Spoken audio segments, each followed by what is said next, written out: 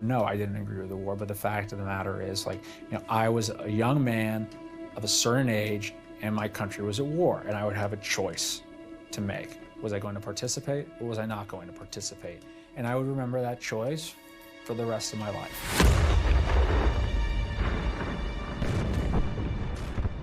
The invasion of Iraq brought Saddam Hussein's brutal regime to a swift end.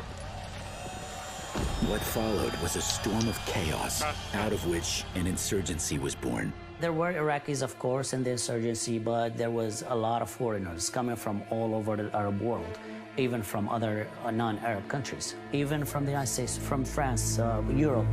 Among those vying for power, one Jordanian man stood out. His name was Abu Musab al-Zarqawi.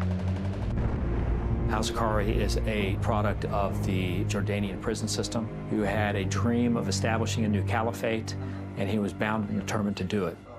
After America disbanded the Iraqi army, Zarqawi built one of his own, drawing thousands of fighters from inside and outside Iraq. The violence that Zarqawi preached was so appealing that people would come from all over the world to do the most horrendous and brutal things to people.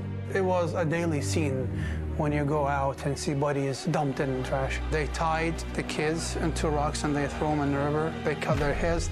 It was horrible. You're either with them or you're against them. If you're not with them, or if you don't financially support them, you're dead by all means. Zarqawi called his group Al-Qaeda in Iraq. Today we know them as ISIS.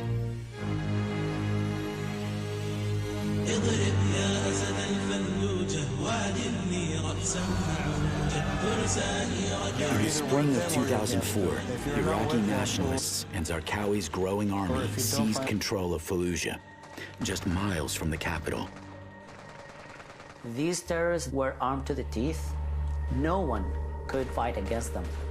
Fallujah kind of was pushing a lot of danger into the country, pumping, constantly pumping.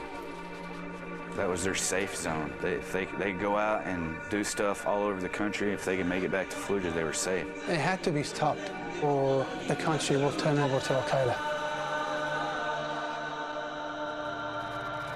By October of 2004, Iraq's prime minister ordered civilians out of Fallujah so Iraqi and coalition forces could retake the city.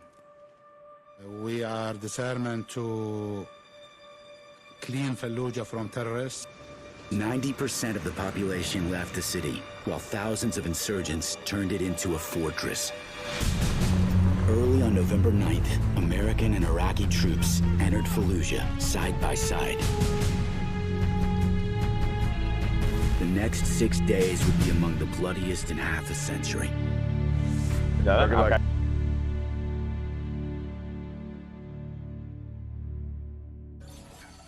What?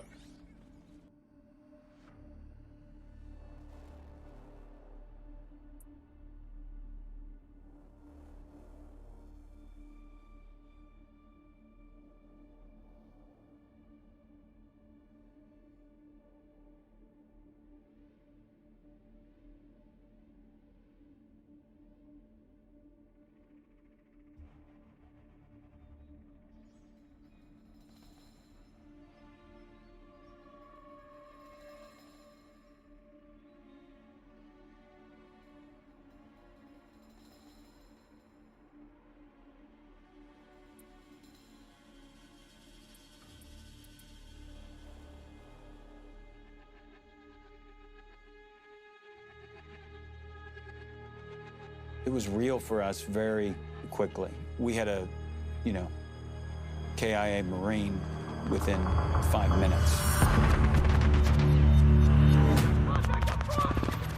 That city was 100% controlled by insurgency. We would find a head in the street, and there was no body. And we would find a body, and there was no head.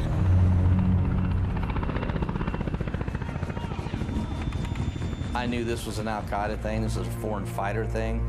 I knew this was whoever the hell wanted to fight us in the whole world was coming to Fallujah. Early in the morning of November 9th, 6 battalions of American and Iraqi forces began pushing south to clear all insurgents from Fallujah. The only way you can clear a city is you have to search every house, you have to search every room, and you have to root out every insurgent.